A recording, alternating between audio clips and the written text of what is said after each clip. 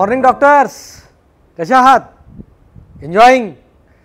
मागच्या सेशनमध्ये अल्कोहोल या कंपाऊंडचे आपण प्रिपरेशन्स पाहिले, भरपूर सारे पाहिले है ना. आता रिमेनिंग मेथड्स जे आहेत प्रिपरेशनच्या त्या या क्लासमध्ये आपल्याला कव्हर करायच्या. Okay, hope so you enjoying. आता याच्यामध्ये काही मेथड्स अशा आहेत ज्या पहिल्या टॉपिकमध्ये दुसऱ्या टॉपिकमध्ये इन्व्हॉल्व झालेल्या आहेत, बरोबर. आता या पर्टिक्युलर कॉन्सेप्टमध्ये आज आपल्याला जी मेथड पाहायची आहे त्या मेथडचं नाव आहे हायड्रॉलिसिस ऑफ इथर. म्हणजे इथरचं हायड्रॉलिसिस झाल्यानंतर आपण इथरपासून काय बनवतो म्हणे, इथरपासून काय बनवतो तर अल्कोहोल बनवतो. आता तुम्हाला जो आठवत असेल तर चेक करा. दोन अल्कोहोल मॉलिक्यूल घेतले. ओके, हा एक अल्कोहोल आहे आणि हा एक अल्कोहोल आहे. Alcohol okay. आता या दोन अल्कोहोल मॉलिक्यूलला जर आपण हीट केलं H2SO4च्या प्रेझेन्समध्ये, तर यांच्यामधून हा पार्ट निघून जाईल आणि काय बनेल ROR, इथर बनतो प्लस वॉटर. म्हणजे अल्कोहोल पासूनच दोन अल्कोहोलला क्लम्प केल्यावर, दोन अल्कोहोलला कंबाईन केल्यावरती दोन अल्कोहोलमधून वॉटर बाहेर पडतो. या प्रोसेसला आपण इंटर मॉलिक्युलर डिहायड्रेशन म्हणतो. म्हणजे अल्कोहोलमध्ये जर इंटर मॉलिक्युलर डिहायड्रेशन झालं तर अल्कोहोलपासून आपण इथर बनवतो. पण जर त्याच इथरला आपण वॉटर थ्रू जर हायड्रोलाइज केलं, रिव्हर्स होईल ना प्रोसेस. इथर बनले, दोन अल्कोहोलला कंबाईन केलं, त्यांच्यामधून वॉटर रिलीज केला ॲसिडिक मीडियममध्ये, तिथं आपल्याला इथर मिळेल, वॉटर रिलीज होईल. पण तोच वॉटर तोच इथर त्याच ॲसिडिक मीडियममध्ये कंपल्सरी रिॲक्शन रिव्हर्स करतील. आणि रिॲक्शन जर रिव्हर्स झाली डॉक्टर लोक, तर इथर ज्याच्यापासून बनला होता तेच बनतील ना. इथर बनला होता अल्कोहोलपासून, तर इथरला जर आपण हायड्रोलाइज केलं तर इथर ज्याच्यापासून बनला होता ते कंपाऊंड बनतील. तर इथर कोणापासून बनला होता, अल्कोहोलपासून, तर अल्कोहोलच बनतील. म्हणून आपण ही मेथड प्रिपरेशन ऑफ अल्कोहोलमध्ये स्टडी करतो, जिथं आपण इथरला, वेगवेगळ्या इथरला हायड्रोलाइज करण्याचा प्रयत्न करतो. आता याच्यात सगळ्यात मोठा प्रश्न, काही जणांना प्रॉब्लेम, सर इथरचं नॉमिनक्लेचर येत नाही आहे. तर थोडक्यात आपण लगेच इथरचं नॉमिनक्लेचर पाहून घेऊ. पहा, इथरमध्ये जनरली काय होतं, इथरमध्ये जर ऑक्सिजनला सेम अल्किल ग्रुप अटॅच असतील तर त्याला सिंपल इथर म्हणतात, आणि जर वेगळे अल्किल ग्रुप असतील तर त्याला मिक्स्ड इथर, सिमेट्रिकल इथर, अनसिमेट्रिकल इथर, अशा पद्धतीने नाव दिले जातं, बरोबर. मग अशा ठिकाणी इथरला नाव देताना कशा पद्धतीनं सिस्टीम वापरायची पहा, चेक करा. थोडक्यात पटकन आपण पाहून घेऊ इथरवाला कॉन्सेप्ट. म्हणजे आपल्याला इथर थ्रू बनवता येतील है ना. आता हे तुमच्या पुढे काही इथर्स आहेत, त्या इथरला नावं कसे दिले जातील पहा. आता हा कंपाऊंड, दोन अल्किल ग्रुप आहेत, तर या कंपाऊंडचं नाव काय होईल, डायमिथाइल इथर. Okay, dimethyl ether. या कंपाऊंडचं कॉमन नेम अल्फाबेटिकल ऑर्डरनुसार इथाइल, मिथाइल इथर. हा जो कंपाऊंड आहे, बेन्झिन रिंगला OCH3 अटॅच असेल तर याला ॲनिसॉल म्हणतात, ट्रॅडिशनल नेम आहे.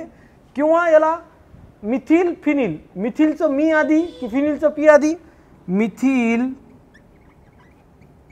Phenyl ether, both are common name, blue पेनवाले. याला फिनिटॉल म्हणतात, फिनिटॉल. ओके, याचं नाव काय होईल, हा इथाइल, याला फिनाइल म्हणतात, C6H5 है ना, फिनाइल. तो इसका नेम इथाइल फिनाइल इथर. ओके, अजून जर आपण प्रॉपरली पाहिले तर हा प्रोपाइल आहे आणि हा मिथाइल आहे. M पहिले की P पहिले, मिथिल प्रोपिल इथर, मिथिल प्रोपिल इथर. या ठिकाणी हा आयसोप्रोपिल आहे, आयसोप्रोपिलचं आय आधी घेतलं जाईल, आयसोप्रोपिल मिथाइल इथर. सेकंडरीचं S कन्सिडर केलं जात नाही. प्रिफिक्समध्ये आयसो आणि निओ हे दोनच वर्ड कन्सिडर केले जातात. ओके, तर हे आपल्या कंपाऊंडचे काही कंपाऊंडचे स्पेसिफिक इथरचे कॉमन नेम. IUPAC नाव देताना फक्त एकच गोष्ट लक्षात ठेवा, इथरला नाव देताना, बरोबर, इथरला नाव देताना जर दोन अल्किल ग्रुप वेगळे असतील, सेम असतील तर प्रॉब्लेम नाही, वेगळे असतील तर डेफिनेटली याला काय कन्सिडर करा, या कन्सिडर करताना पहा काय म्हणत आहे, ऑक्सिजन कोणत्या एका अल्किल ग्रुपला द्यायचा आहे. ओके, याला आपण काय म्हणू, छोटा भाऊ म्हणू, छोटा भाई, इसको बोलेंगे मोटा भाई. काय प्रॉपरली म्हणत आहे, छोटा भाई मोटा भाई. ये है आपके लिए लड्डू. पहा, जेव्हा सेम अल्किल ग्रुप असतील तेव्हा प्रॉब्लेम नाही, पण जेव्हा डिफरंट अल्किल ग्रुप्स असतात, डिफरंट अल्किल ग्रुप असतील तर सगळ्यात मोठा प्रॉब्लेम होता. तो प्रॉब्लेम कसा सॉल्व्ह केला पहा. तो प्रॉब्लेम मी सॉल्व्ह केला नाही, ॲक्च्युली आईनंच सॉल्व्ह केलेला आहे. आई सगळ्या प्रॉब्लेमचं सोल्युशन सांगते. ओके, पहा मग चेक करा. आपल्या घरात एक छोटा भाऊ असतो, एक मोठा भाऊ असतो. कन्सिडर करा, तुम्ही स्वतःला कन्सिडर करा, है ना डॉक्टर लोको, तुम्हाला छोटा भाऊ आहे, बरोबर, काही जणांना छोटी बहीण असेल, मोठी बहीण, छोटी बहीण. ओके, आणि घरात लड्डू एकच आहे. कन्सिडर करा, हा ऑक्सिजन लड्डूसारखा दिसतो ना, लड्डू गोल असतो. आपल्या घरी वेगळ्या आकाराची बनतात ती वेगळी गोष्ट आहे, पण आयडियल लड्डूचा आकार गोल असतो. तर त्यांनी काय म्हटलं की बाबा, जेव्हा पण घरात लड्डू एकच असेल, जेव्हा पण घरात लड्डू एकच असेल आणि मोठा भाऊ असेल आणि छोटा भाऊ असेल, मोठी बहीण असेल किंवा छोटी बहीण असेल, तर एक लाडू आई कोणाला देईल, तुम्हीच कन्सिडर करा. हां, सांगा ना, कोणाला देईल आई लाडू. तर लाडू आई छोट्या भावाला देते किंवा छोट्या बहिणीला देते. मोठे भाऊ तिथे मोठी बहिणी रुसतात, है ना, बरोबर. मोठे भाऊ म्हणतात मला खाऊन नाही, तर तेव्हा आई रागानं म्हणू शकते, खाऊन खाऊनच किती मोठा झालास, लड्डू खाऊन खाऊनच मोठा झालास, म्हणून छोट्या भावाला दिलं जातं. तर या अल्किल ग्रुपला जर छोटा ग्रुप भेटला, ऑक्सिजन भेटला, तर तो अल्कॉक्सी बनतो. काय बनतो, अल्कॉक्सी. आणि या मोठ्या अल्किल ग्रुपचा अल्केन बनवायचा. तर इथरचा IUPAC नेम काय होईल, अल्कॉक्सी अल्केन असं होईल. ओके, आपल्याला इथर टॉपिकमध्ये प्रॉपरली पाहायचे, इथे येतात म्हणून थोडक्यात सांगत आहे. आता मला सांगा, डायमिथाईल इथरमध्ये ऑक्सिजन या मिथाईल ग्रुपला दिला, मिथॉक्सी बनेल, मिथॉक्सी. आणि मिथॉक्सीला हा एक कार्बनचा अल्केन, मिथेन. मिथॉक्सी, मिथिलचा अल्केन डिराईव्ह करा, मिथेन. म्हणजे कंपाऊंडचं नाव काय होईल, मिथॉक्सी मिथेन असं कंपाऊंडचं नाव होईल. ओके, या ठिकाणी सांगा, परत सांगितलं, मिथिल आणि इथिल, छोटा कोण आहे, एका कार्बनचा मिथाईल, हा 2 कार्बनचा, मोठा झाला तर लड्डू कोणाला, छोट्याला. रेड पेनवाले नेम IUPAC, मिथॉक्सी. इथिल याचा अल्केन इथेन, म्हणजे याचं नाव मिथॉक्सी इथेन असं नाव झालं, मिथॉक्सी इथेन. Got it. या ठिकाणी सांगा डॉक्टर लोक, हा तो मोठा दिसायला आहे, हा छोटा, हा मिथॉक्सी. आणि हे कोण आहे, बेन्झिन. तर या कंपाऊंडचं नाव मिथॉक्सी बेन्झिन. ओके, या ठिकाणी हा इथॉक्सी बेन्झिन,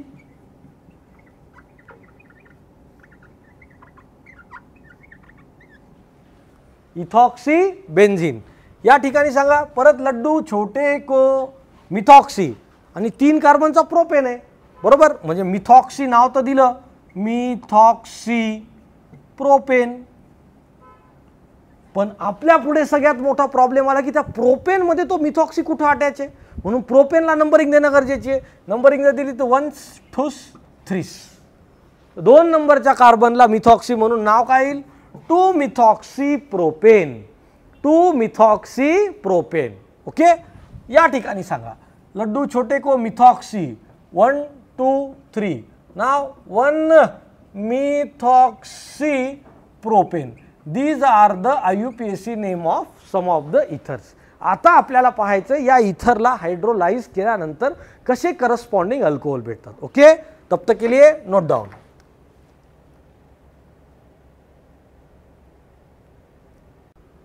मग आता इथरचं हायड्रोलिसिस झाल्यानंतर कशा प्रकारे अल्कोहोल बनतो चेक करू. हा RO, हा R', इट इज इथर. Okay doctor. हां, चला सांगा या इथरला हायड्रोलाइज करण्यासाठी ॲसिडिक मीडियम घेतला आपण, हा वॉटर. ओके, चला सांगा या ठिकाणी काय होईल पहा. या ठिकाणी कसं होऊ शकतं मला सांगा. ऑक्सिजनच्या टकल्यावरती लोन पेअर आहे ना, तर या ॲसिडला ऑक्सिजन लोन पेअर डोनेट करेल. ऑक्सिजन जिथं कुठं प्रोटॉन दिसला लगेच हात तयार करतो, आओ ना म्हणणार, बरोबर. म्हणजे ऑक्सिजननं त्याला प्रोटोनेट केल्यानंतर काय बनायले पहा, आर ओ हा एच हा आर डॅश. ओके, आणि इथं ऑक्सिजनच्या टकल्यावर पॉझिटिव्ह चार्ज. क्लिअर. आता ऑक्सिजन जो आहे आता स्वतःला बाहेर काढण्यासाठी तयार झाला आहे. म्हणजे इथून जर बॉन्ड असा ब्रेक झाला तर R dash O H alcohol बाहेर पडत आहे. पण त्यावेळेस हा जो अल्किल ग्रुप आहे जर हा कंपल्सरी प्रायमरी असेल, जर तो प्रायमरी असेल तर त्या ठिकाणी H2O जो असतो तो बॅक साईड अटॅक करतो. त्याच्यामुळं तर सांगितलं हे मेकॅनिझम कोणतं होऊ शकतं, SN2 जर तिथं प्रायमरी अल्किल ग्रुप अटॅच असेल तर.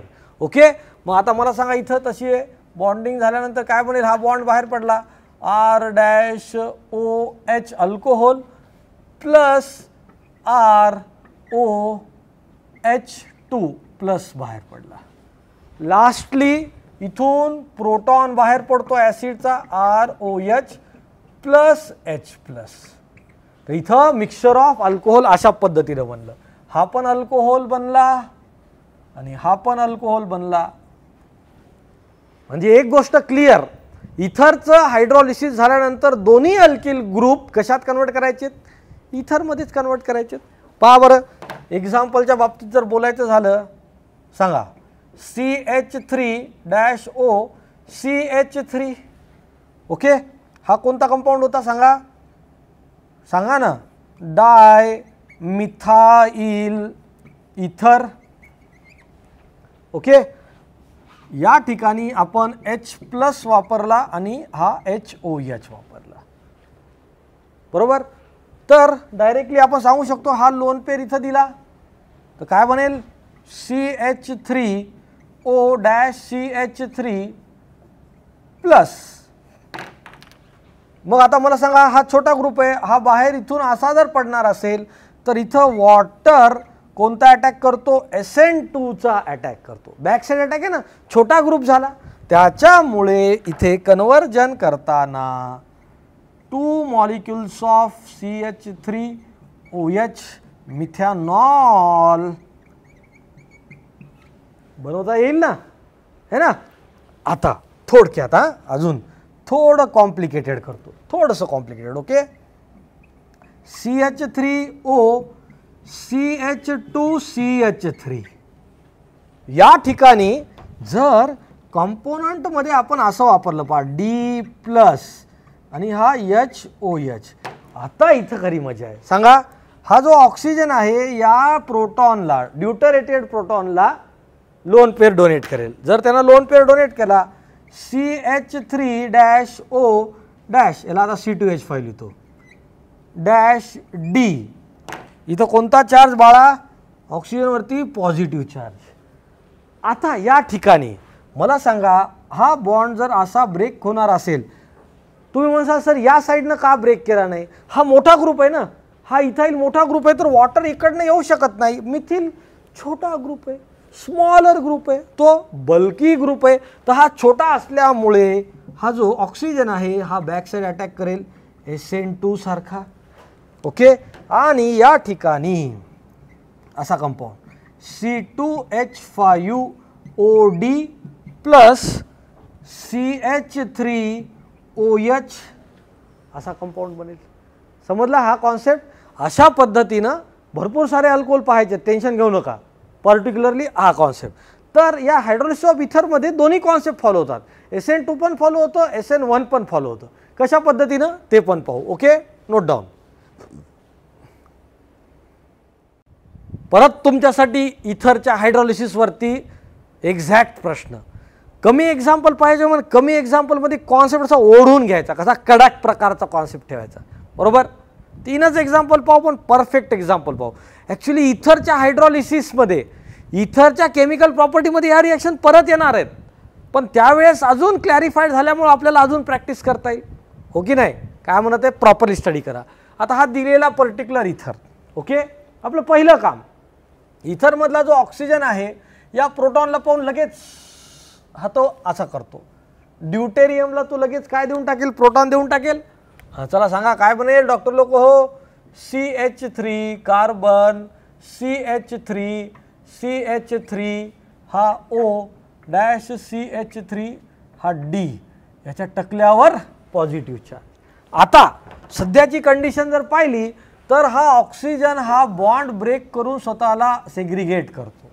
जर त्यानं बॉन्ड ब्रेक केला डॉक्टर, तर मला सांगा या ठिकाणी वॉटरचा अटॅक इथून पॉसिबल नाही, कारण की हा जो ग्रुप आहे तो बल्की ग्रुप आहे. काय म्हणते पहा, ऑक्सिजननं या ॲसिडिक प्रोटॉनला लोन पेअर डोनेट केला, हा कंपाऊंड बनला ऑक्झोनियम सारखा, तो आता बाहेर पडून अल्कोहोलमध्ये कन्वर्ट होणार आहे. मग या बनलेल्या कार्बनला सुद्धा वॉटरचा OH बॅकसाइड अटॅक करायचा प्रयत्न करतो SN2 मेकॅनिझम थ्रू, पण तिथं SN2 मेकॅनिझम फॉलोच होत नाही, कारण की हा जो ग्रुप आहे तो टर्शरी अल्काइल ग्रुप आहे, त्याच्यामुळे इथं अटॅक होणार नाही. मग आपण पॉसिबिलिटी पाहिली, बॉन्ड ब्रेक झाल्यानंतर हा जो कंपाऊंड आहे तो पहा बरं, इथे काय बनला पहा, CH3OD बनला प्लस, पण हा जो ग्रुप आहे तो जर प्रॉपरली पाहिला तर CH3-CH3-CH3 कार्बोकॅटायन मध्ये कन्वर्ट झाला.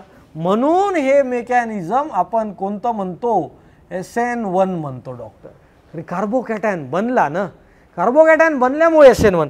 आता याच्यावरती आपण वॉटरचा जो लोन पेअर आहे त्यानं अटॅक जर केला तर काय बनू शकेल तुम्हीच सांगा, CH3-CH3-CH3OH. समजलं काय म्हणत आहे? SN1 मेकॅनिझम इथं काय इन्व्हॉल्व झालं, त्याचं रिझन काय होतं, इथलचा बल्की अल्किल ग्रुप असल्यामुळं OH ग्रुपचा बॅकसाइड अटॅक होत नाही, आणि OH ग्रुपनं तिथं बॅकसाइड अटॅक न केल्यामुळं आपल्याला तिथं स्टेबल कार्बोकॅटायन बनावं लागलं, त्याच्यावरती अटॅक करावं लागला. समजलं मी काय म्हणत आहे? नेक्स्ट एक्झाम्पलमध्ये अजून क्लॅरिफाय करू. सांगा या ठिकाणी परत ऑक्सिजन आहे, लोन पेअर आहे, ॲनिसॉल लोन पेअर आहे, परत तेच ऑक्सिजन लोन पेअर, प्रोटॉनला पाहिजे इलेक्ट्रॉन डिफ्युजन, लगेच हात वर केले, लोन पेअर डोनेट केला. हां सांगा आता, लोन पेअर डोनेट केल्यानंतर काय होईल? हा कंपाऊंडचं स्ट्रक्चर O डॅश CH3 आणि डॅश ड्यूटेरियम, ओके, याच्यात चार्ज कोणता येईल? पॉझिटिव्ह चार्ज येईल. आता तुम्हाला माहित आहे या ऑक्सिजनचा लोन पेअर या बेन्झीन रिंगमध्ये कॉन्जुगेशनमध्ये, ऑक्सिजनचा लोन पेअर या बेन्झीन रिंगमध्ये कॉन्जुगेशनमध्ये, त्याच्यामुळं हा बॉन्ड ब्रेक करणं पॉसिबल नाही, हा बॉन्ड ब्रेक करता येत नाही. मग त्या केसमध्ये ऑक्सिजन स्वतःचा चार्ज वाचवण्यासाठी बॉन्ड या साईडनं ब्रेक करेल. जेव्हा तो या साईडनं बॉन्ड ब्रेक करेल, डेफिनेटली वॉटर याच्यावरती SN2 मेकॅनिझम थ्रू अटॅक करेल, बरोबर, कारण की त्या साईडला छोटा अल्किल ग्रुप आहे ना, त्या साईडला मिथाइल ग्रुप असल्यामुळे त्या साईडला अटॅक करेल. आणि कंपाऊंड पहा बरं कसा बनेल, डॅश बेन्झीन वरती OD ड्यूटरोफिनॉल प्लस हा काय बनेल CH3OH. आता ॲक्च्युली प्रोटॉन लिहिण्याची गरज नाही आहे, समजला कॉन्सेप्ट काय म्हणत आहे? दोन्ही अल्कोहोल बनणार आहेत, पण जेव्हा असं क्लॅरिफिकेशन येतात ड्यूटरेटेड प्रोटॉन कुठं आणि OH कुठं, तेव्हा अशी आपली थोडीशी परेशानी होऊ नये, त्याच्यामुळं हा कॉन्सेप्ट पाहणं गरजेचं आहे. या ठिकाणी सांगा बरं, इथेही फार जबरदस्त कॉन्सेप्ट, इकडं बेन्झीन रिंग आहे, इकडं टर्शरी ब्युटाइल ग्रुप आहे, दोन्ही कसे मोठे ग्रुप आहेत. आपली प्रोसिजर परत तीच फॉलो करू. ऑक्सिजन जेव्हा या पर्टिक्युलर कंपाऊंडला लोन पेअर डोनेट करेल, जेव्हा तो लोन पेअर डोनेट करतो, कंपाऊंड पहा बरं कसा बनेल, dash benzene ring dash oxygen hydrogen C dash CH3 okay. सांगा आता या ठिकाणी पॉझिटिव्ह चार्ज ऑक्सिजनवरती आहे, परत बेन्झीन सोबत ऑक्सिजन कॉन्जुगेशन मध्ये असल्यामुळं या साईडचा बॉन्ड ब्रेक होत नाही. मग या वेळेस हा बॉन्ड फर्दर असाच बॉन्ड ब्रेक करायचा. आता मला सांगा, जेव्हा आपण या साईडनं बॉन्ड ब्रेक करू तर या DODच्या वॉटरनं इकडून अटॅक करता आला पाहिजे कोणता मेकॅनिझम, SN2, पण होईल का? नाही, कारण की हा जो ग्रुप आहे तो कसा आहे, बल्की ग्रुप आहे, त्याच्यामुळं तो स्वतःला पहिल्यांदा स्टेबल कार्बोकॅटायन मध्ये कन्वर्ट करतो. हा बनला आपला कंपाऊंड कोणता हो, फिनॉल प्लस हा CH3 CH3 आणि त्याच्यावरती D2O चा पॉझिटिव्ह चार्जचा काय असेल, हां अटॅक होईल ना, बरोबर. आणि इथं काय बनेल सांगा, CH3CH3OD. क्लियर. हा होता कॉन्सेप्ट हायड्रॉलिसिस ऑफ इथरचा टू प्रिपेअर अल्कोहोल. अजून एक्झाम्पल्स पाहू प्रॉपरली, थोडं आरामशीर प्रॉपर कॉन्सेप्ट पाहून लिहून घ्या.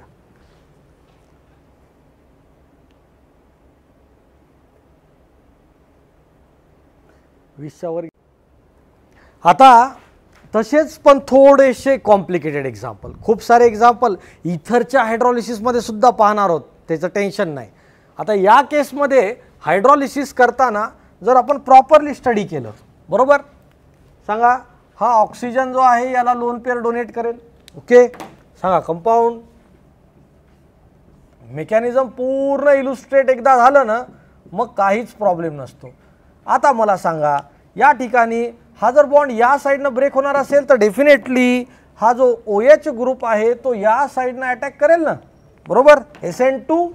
म्हणून इथं रिॲक्शनमध्ये प्रोडक्ट बनताना असे बनतील, हा OH आणि इथं एक OH. कळालं? अशा पद्धतीने रिॲक्शन, गडबड नाही करायची. बॅक साईडने अटॅक होते म्हणजे इथं कंपल्सरी SN2 मेकॅनिझम होत आहे. या ठिकाणी सांगा काय होईल, हा ऑक्सिजन परत लोन पेअर डोनेट करेल. हां सांगा काय बनेल, डॅश OH. सांगा हा कंपाऊंड पॉझिटिव्ह चार्ज. आता इथे पॉझिटिव्ह चार्ज असताना हा जो कंपाऊंड आहे ना हा असा ब्रेक करेल ना, तेव्हा हा टर्शरी ग्रुप असल्यामुळे हा OH इकडे अटॅक करू शकत नाही. म्हणून यावेळेस कंपल्सरी इथे SN1 मेकॅनिझम होणार. आणि SN1 मेकॅनिझम जर झालं तर इथं स्टेबल कार्बोकॅटायन बनतो. लास्टली आपल्याला जो पाहिजे तोच अल्कोहोल भेटणार ना.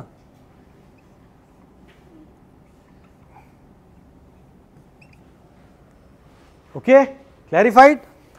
ही रिॲक्शन पहा. या रिॲक्शनमध्ये जर प्रॉपरली पाहिलं तर इथे कोणत्याच साईडला बॉन्ड ब्रेक होऊ शकत नाही. जर तुम्ही GOC टॉपिक आपला पाहिलेला आहे तर या टॉपिकमध्ये हे जे पार्ट आहे हे ब्रिज्ड कार्बन ॲटम आहे आणि ते स्वतःला फार लवकर अनस्टेबल फील करतात. म्हणून तिथलचा कुठलचा बॉन्ड ब्रेक करून आपण त्या ठिकाणी stable carbocation in any condition possibly बनवू शकत नाही. म्हणून अशा वेळेस इथे रिॲक्शन होणं पॉसिबल नसेल. म्हणून आपण याला म्हणतो इथे रिॲक्शन झालीच नाही. कळाला कॉन्सेप्ट मी काय म्हणत आहे, इथं रिॲक्शनच होऊ शकत नाही. तर हे होता हायड्रॉलिसिस ऑफ इथरचा कॉन्सेप्ट. आता हायड्रॉलिसिस इथरचं म्हणत आहे, इथर जर म्हटलं तर डेफिनेटली इथं सायक्लिक इथर पण आले असतील.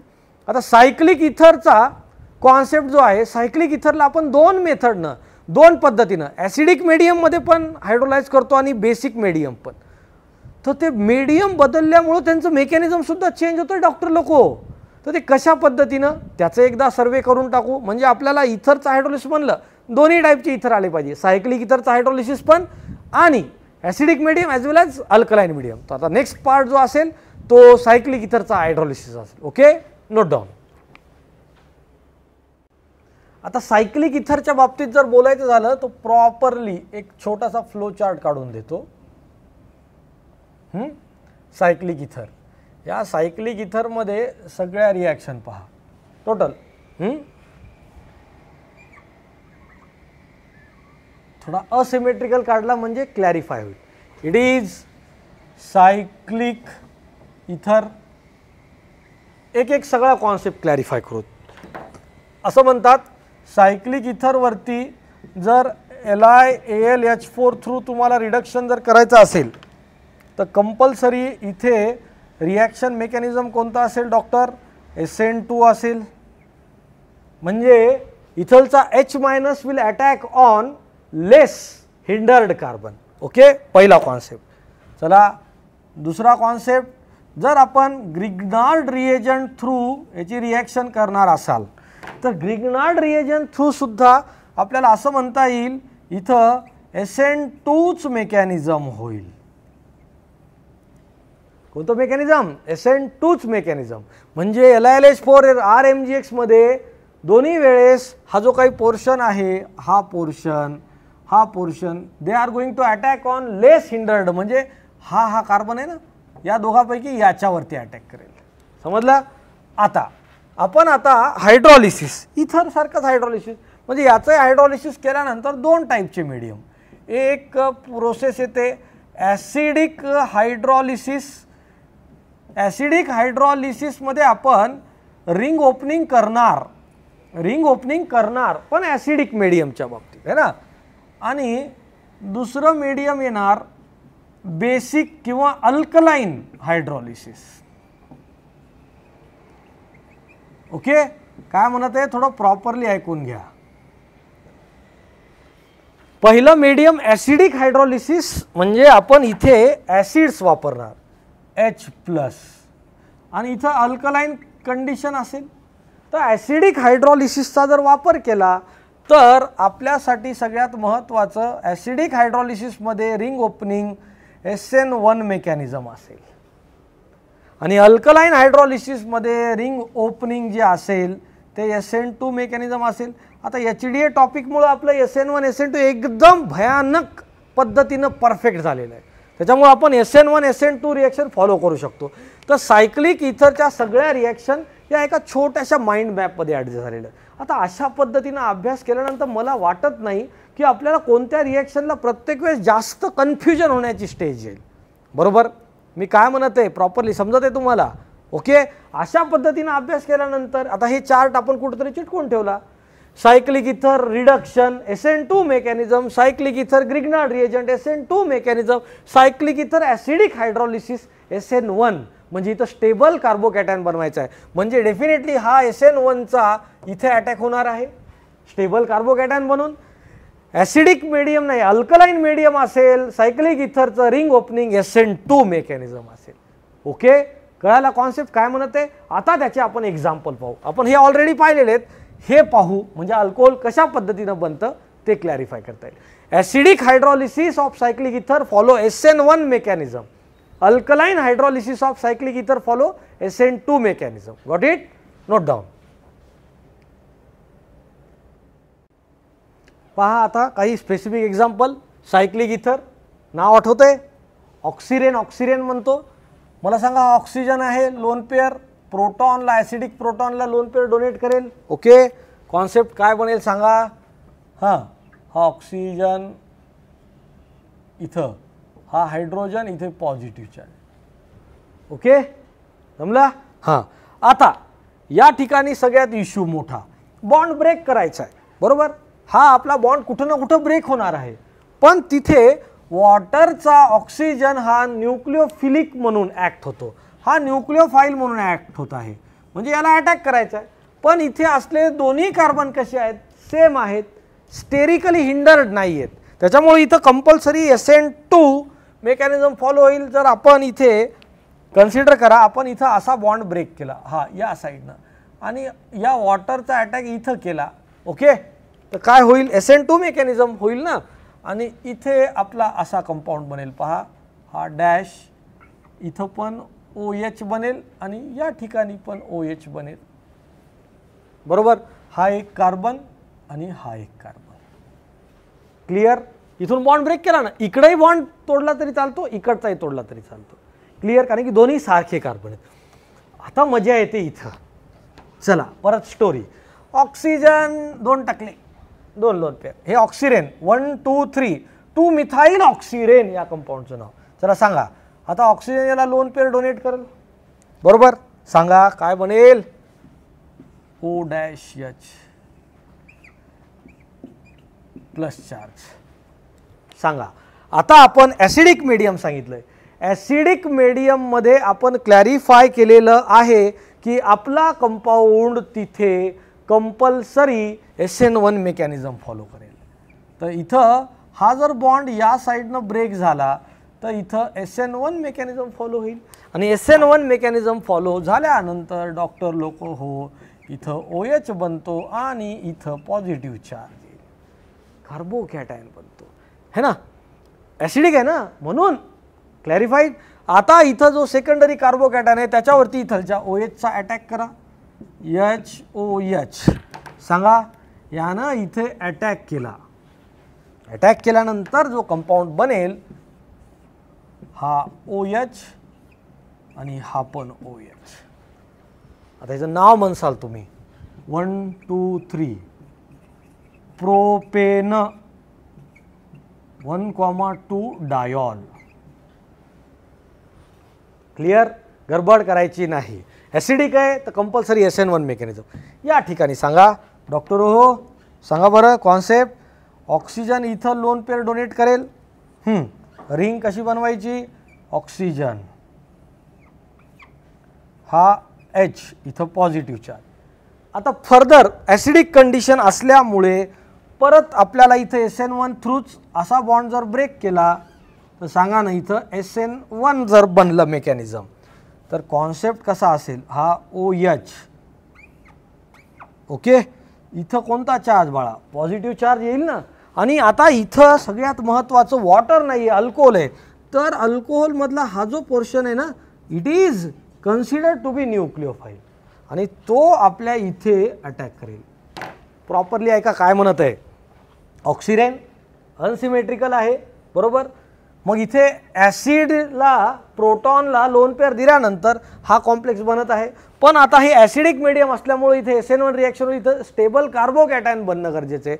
आता हा जेव्हा बॉन्ड ब्रेक होईल तर इथं पॉझिटिव्ह चार्ज येईल, सेकंडरी कार्बोकॅटायन बनते। आता या सेकंडरी कार्बोकॅटायनवरती न्यूक्लिओफाइलचा अटॅक करायचा डॉक्टर।